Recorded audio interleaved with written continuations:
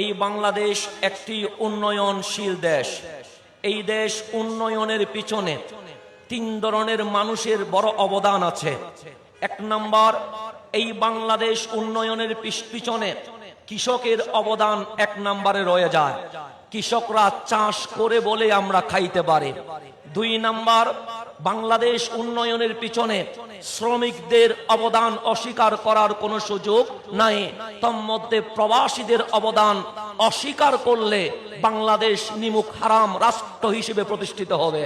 তিন নাম্বার, যাদের অবদান স্বীকার করতে হবে তারা গার্মেন্টস, দিনমজুর, যানবাহন চালিয়ে যারা আমাদের খোদার যন্ত্রণা মিটায় তারাই এই বাংলাদেশের অবদান রাখে।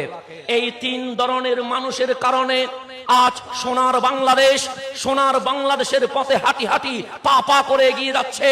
কিন্তু এই বাংলার জমিনে কৃষক, প্রবাসী আর গার্মেন্টস শ্রমিকরাই হচ্ছে সবচেয়ে অবহেলিত জাতি হিসেবে পরিচিত। আর তাদের রক্ত চুষে যারা এসি রুমে বসে কলমের কালি দিয়ে দুর্নীতি করে তারা আমার বাংলাদেশকে দুর্নীতিতে চ্যাম্পিয়ন করেছে।